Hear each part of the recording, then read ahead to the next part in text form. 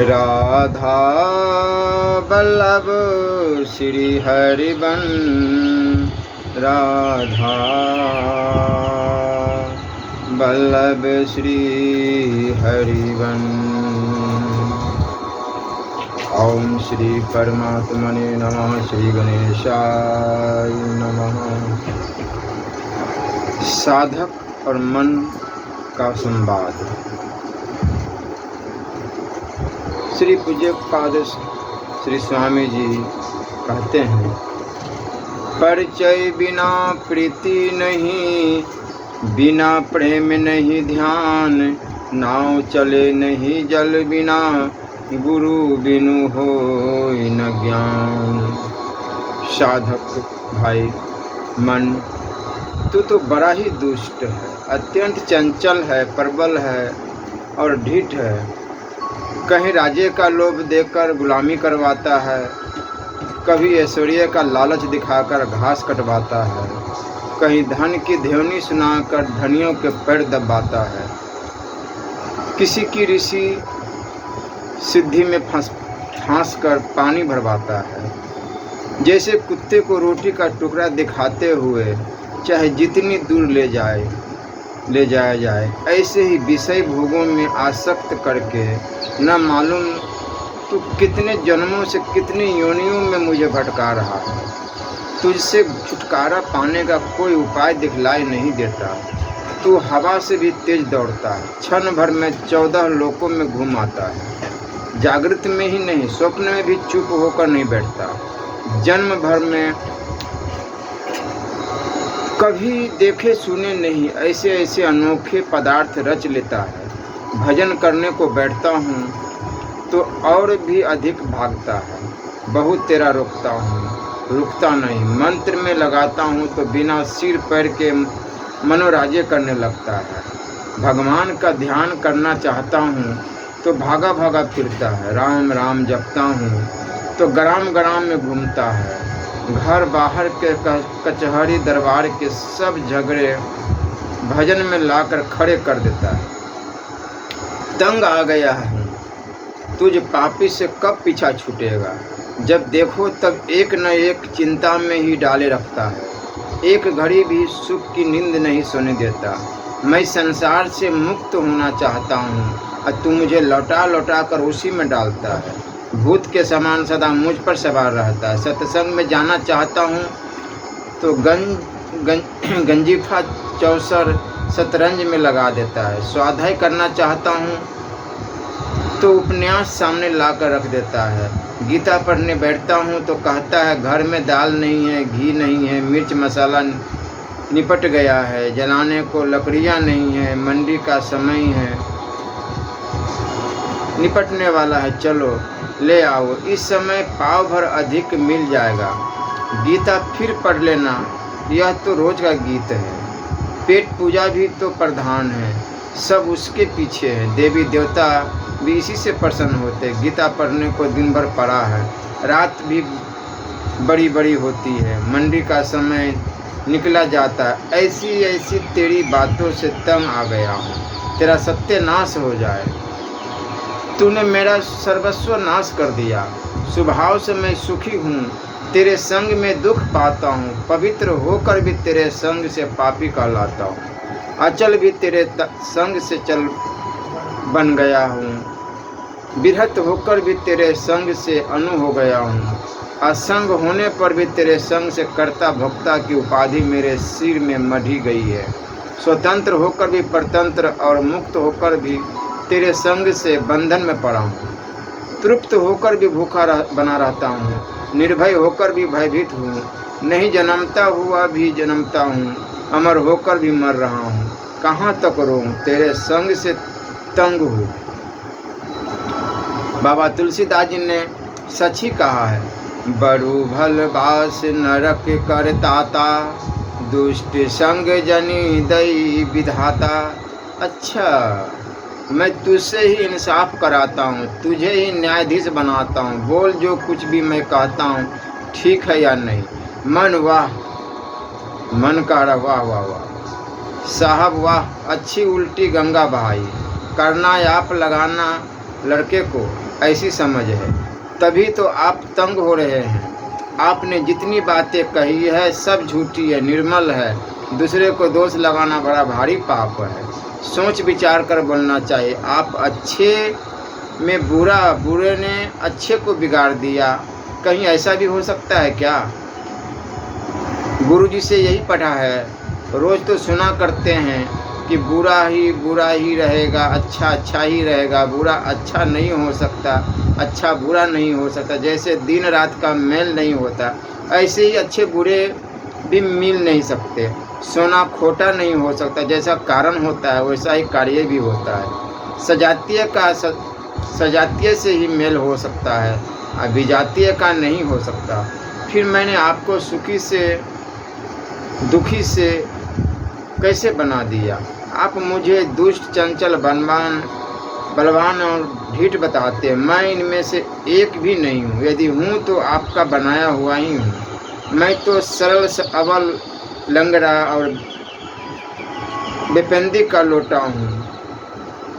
बिना कौड़ी पैसे का नौकर हूँ, बिना दाम का खरीदा हुआ गुलाम हूँ। वचन में बंधा हुआ हूँ, इशारे पर काम करता हूँ। जो वस्तु आप मांगते हैं वही लगातार देता हूँ। जहाँ खड़े होने को कहते हैं वही एक टांग से खड़ा रहता हूँ। आपकी रुचि के अनुसार काम करता हूँ। आपकी रुचि बिना कोई काम नहीं करता।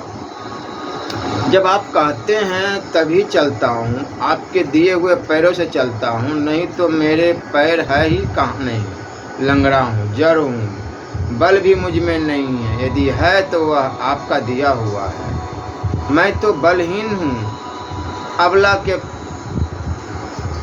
पुत्र में बल आवे ही कहाँ से? आपकी बुद्धि विपरीत हो रही है, इसलिए आपको कुछ दिखाई दे रहा है। ढिठाई कैसे कर सकता हूँ? ढिठाई तो वह करे जिसमें बल हो। बल पेंदी में होता है, मैं बिना पेंदी का हूँ। फिर ढीठता करूँ ही कैसे? पक्षपात न कीजिए, पक्षपात रहित होकर विचारे। आप स्वभाव से भले ही निर्दोष हो, मैं आपको दोषी नहीं बताता। आप निर्दोष सही, परंतु दोषी मैं भी नहीं हूँ। यदि हूँ तो आप पहले होंगे। कारण से कार्य भिन्न नहीं होता। जैसे आप है वैसा ही मैं भी हूँ, आप में से ही तो निकला हूँ। फिर दोषी कहाँ? कहीं आसमान में से तो टपक नहीं पड़ा। आपका बनाया हुआ हूँ, आपने ही मुझसे संग किया है। जो जो भोग आप मांगते हैं मैं लाकर मौजूद कर देता हूँ। जो जो योनि आपको पसंद होती है वही मैं आपको ले जाता हूँ। आप कहते हैं कि भजन नहीं करने देता। भजन करना आप चाहते ही कब है? धन में, स्त्री में, पुत्र में, ऐश्वर्य में, नाम में, कीर्ति में, रिद्धि में, सिद्धि में, जुए में, चोरी में, व्यभिचार में, मांस में, मदिरा में, बीड़ी में, चुरुट में, अफीम में, भंग में, चरस में, गांजे में, मीठे में, नमकीन में, चटपटे में आपकी रुचि है। इनसे आपको फुर्सत ही कहाँ है? दिन रात में तो इन्हीं का तो भजन किया करते हैं। फिर ईश्वर का भजन कहाँ से हो? जो खाएगा उसी की डकार आवेगी ना। फोटोग्राफ में जो राग भरा जाएगा वही निकलेगा। गुजरे के यहाँ तो साग पाती ही मिलेगा। जवाहरात तो जौहरी की दुकान पर ही मिलेगी ना। जैसे आपकी रुचि होती है वैसा ही मैं भी बन जाता हूँ। नौकरों को क्या उजरी? जी हाँ, करना नौकर का काम है। चौबे जी का नौकर हूँ, बैगनों का नौकर तो हूँ ही नहीं। चौबे जी बैगनों को अच्छा बताते हैं तो मैं उन्हें गुण वाला बना देता हूँ। और चौबे जी को बैगन नापसंद हो तो मैं उन्हें बैगन गुण रहित कह देता हूँ। पांडे जी तुम्हें ग्राम में रहना ऊँट बिलैया ले गई तो हाँ जी कहना सुनिए। आपकी राजी में मेरी राजी है। आप स्वाध्याय कीजिए, प्रणिधान कीजिए, आसन लगाइए, प्राणायाम कीजिए, प्रत्याहार धारण, ध्यान समाधि कीजिए, राम नाम का जप कीजिए, नवधा प्रेमा पराभक्ति कीजिए, श्रवण मनन निधिध्यासन कीजिए, शंकर की, कृष्ण की, राम की मूर्ति का ध्यान कीजिए, जो कुछ आप चाहे प्रेम से कीजिए, आप स्वतंत्र हैं, मैं आपको रोकने वाला कौन हूँ। मैं तो कान पकड़ी छेरी हूँ, जिधर लगा देंगे उधर लग जाऊँगा। जब आप संसार से मुक्त होना चाहे, मुझे घर बैठने की आज्ञा दे देना। नौकर की जड़ जमीन से 3.5 हाथ ऊंची होती है। जहाँ आपने जीभ हिलाई, अलग जा बैठूंगा। परमात्मा करे आप मुक्त हो जाए, बड़ी खुशी की बात है। आप मुक्त हो जाएंगे तो मैं भी मुक्त हो जाऊंगा। आपके आरसे से ही तो मैं हूँ, आपके साथ मेरी भी मुक्ति हो जाएगी। सच पूछो तो मुक्ति तो मेरी ही होगी, आप तो स्वभाव से मुक्त ही है। तो अब साधक क्या कह रहे हैं? एकांत में जाकर भाई कहता तो ठीक ही है। जैसे पुरुष की छाया होती है वैसे ही जीव का मन है। जैसा पुरुष होता है वैसे ही उसकी छाया होती है। जैसा ही मैं हूँ वैसा ही मेरा मन है। मन तो सचमुच जैसा कहता है वैसा ही है, मैंने उसे सत्ता दे रखी है। नहीं तो उस बेचारे की सत्ता ही कहाँ है? वह तो सचमुच नौकर ही है। नौकर नहीं किंतु औजार है। औजार में अपनी सत्ता तो कुछ होती नहीं। औजार वाला अपनी मर्जी के अनुसार उसको उपयोग में ला सकता है। यही बात मन के संबंध में है। प्राय सब कार्य मेरी इच्छा अनुसार ही करता है। किसी कार्य को यदि मैं ही न कराऊं तो बात दूसरी है। इससे सिद्ध होता है कि मन मेरा औजार है, जड़ है, और मैं स्वतंत्र कर्ता चेतन हूँ। मैं मन के अधीन नहीं हूँ, मन मेरे अधीन है।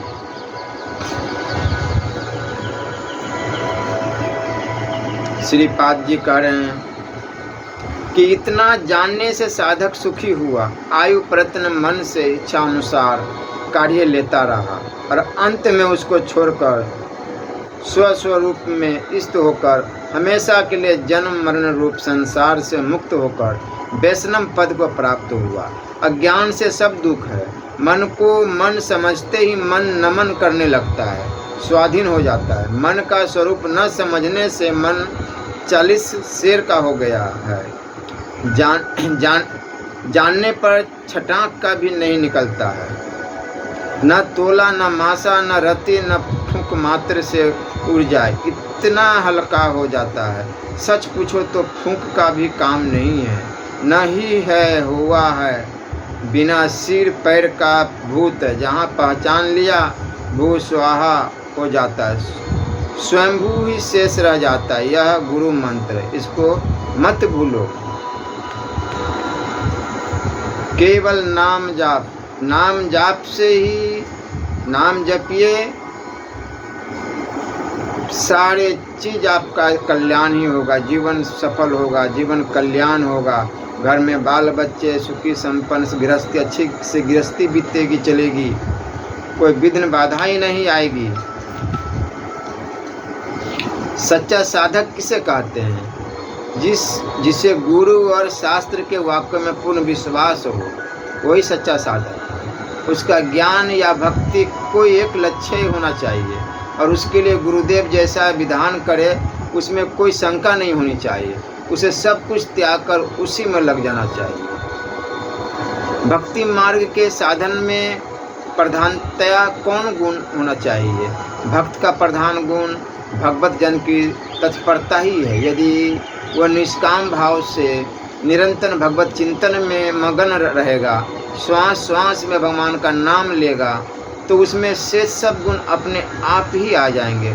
उसे और किसी गुण के उपार्जन का अलग उद्योग न करके केवल निरंतर भगवत चिंतन का ही अभ्यास करना चाहिए। राधा राधा राधा राधा राधा राधा राधा राधा राधा राधा राधा राधा राधा राधा। आपको जो अच्छा लगे, रामकृष्ण हरि, शिव शिव। भक्ति का प्रधान विघ्न क्या है? यद्यपि विघ्न तो अनेक है, तथापि भगवान के सिवा अन्य किसी का चिंतन करना अथवा भगवत वक्ता के सिवा कोई बात करना ही प्रधान विघ्न। अन्य क्रिया के विषय में तो कहना ही क्या है। ज्ञान मार्ग में प्रधान गुण क्या होना चाहिए, उसे विचार ही कर्तव्य है। अन्य सब गौण है। कर्म, उपासना आदि अन्य साधन तो वह पहले ही कर चुका है। उनके द्वारा चित्त शुद्धि हुए बिना तो आत्म तत्व की जिज्ञासा ही नहीं हो सकती। अब तो केवल ब्रह्म विचार ही करना है, विचार स्वयं ही करना चाहिए या किसी के आशय से। अज्ञात वस्तु का बोध तो किसी जानकार के आशय से ही हो सकता है। जिज्ञासु के लिए आत्म तत्व भी अज्ञात ही है, अतः उसे भी गुरु शास्त्र अथवा किसी ब्रह्मवेत्ता के आशय से ही उसका विचार करना चाहिए। ज्ञान प्राप्ति का प्रधान विघ्न क्या है? वैराग्य की कमी। किसी भी प्रकार नाम या रूप में आसक्ति होना ही ज्ञान प्राप्ति का प्रधान विघ्न है। जैसी भी परिस्थिति हो, आप खुद आप इस चीज़ का आप ट्राई मार सकते हैं कि आप नाम जप करें, ऐसा कोई भी श्वास खाली न जाए, हमेशा नाम जपे राधा राधा राधा राधा राधा राधा राधा राधा राधा राधा राधा। फिर देखिए आपको संसारिक के वासनाएं, संसारिक टेंशनें, चिंताएं आएगी ही नहीं। इस 100 का 100% कह रहा हूँ। वह तो केवल भगवत प्रेम में ही मस्त रहता है, तथापि स्वयं भगवान स्वयं ज्ञानवान है और भक्त निरंतर उन्हीं का ध्यान करता है।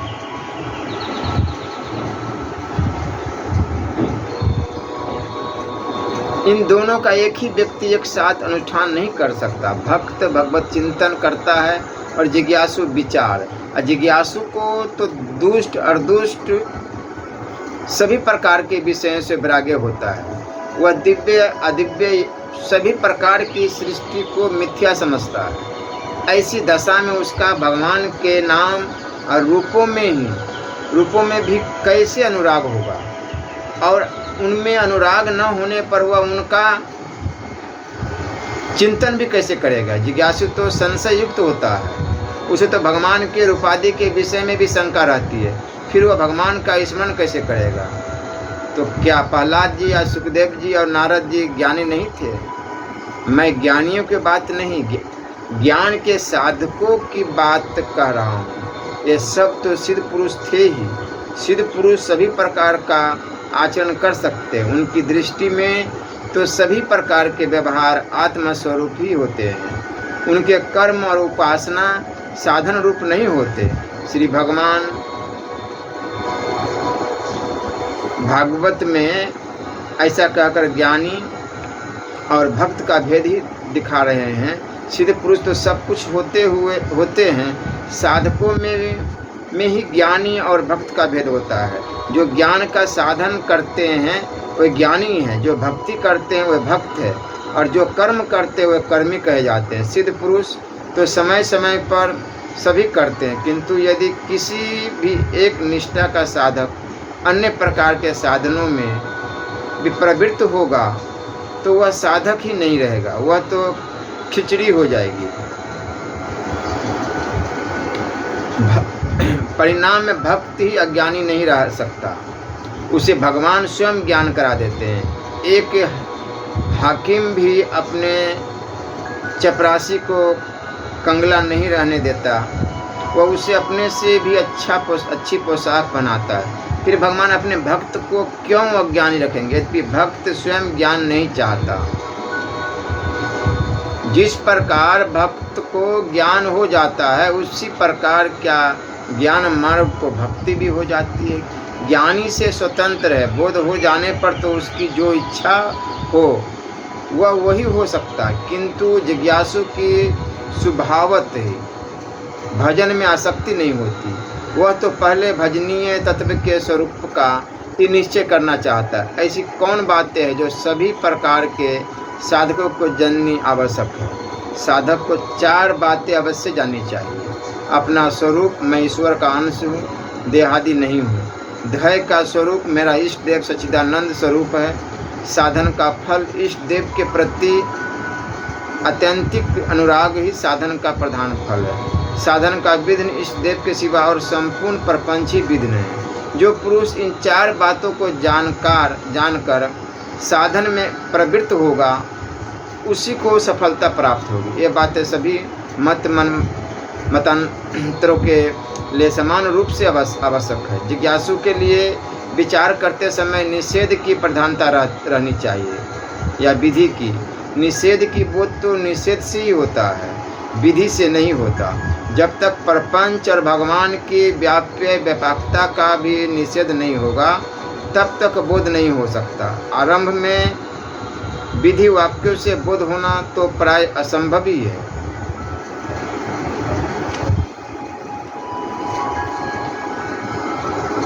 विधि वाक्य का क्या उपयोग है? विधि वाक्य उपासना है, विचार नहीं।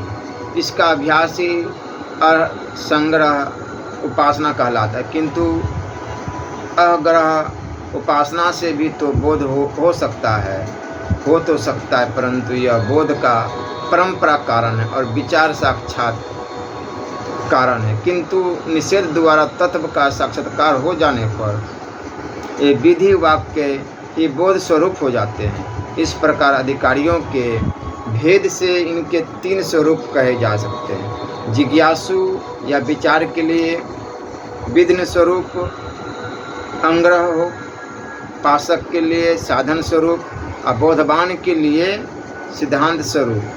भिन्न भिन्न इष्ट देवों के उपासकों को क्या एक ही वस्तु की प्राप्ति होती है?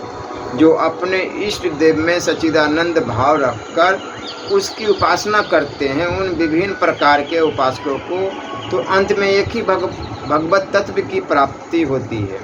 इसमें कुछ भी संदेह नहीं, क्योंकि वस्तुतः ये सब एक ही है। उनमें केवल नाम रूप का ही भेद रहता है और यह भेद केवल उपासकों की रुचि वैचित्र्य का कारण ही होता है। जिस प्रकार सब प्रकार के उपासकों को अंत में एक ही तत्व की प्राप्ति होती है, उसी प्रकार उपासक और जिज्ञासुओं को भी परिणाम में एक ही तत्व की उपलब्धि होती है। उपलब्धि तो एक ही तत्व की होती है, परंतु उपासक की भेद दृष्टि और ज्ञानी की अभेद दृष्टि का भेद तो रहेगा ही। ज्ञानी की भेद दृष्टि सर्वथा निश्शेष हो जाती है, अतः वह प्रेम जनित आनंद का अनुभव नहीं कर सकता। इसी प्रकार प्रेमी भेद को नहीं छोड़ सकता। भेद को छोड़ देने पर प्रेमानंद का आस्वादन नहीं हो सकता और ज्ञानी के लिए तो भेद का रहना ही उसका सर्वनाश है। यहाँ तो भेदाभेदो सपदि गलितो, भेद और अभेद का भी भेद नहीं रहता, वे दोनों ही गलित हो जाते हैं और सब अभेद भी नहीं रहता, तो भेद कैसे रहेगा? श्री राधा वल्लभ लाल की जय।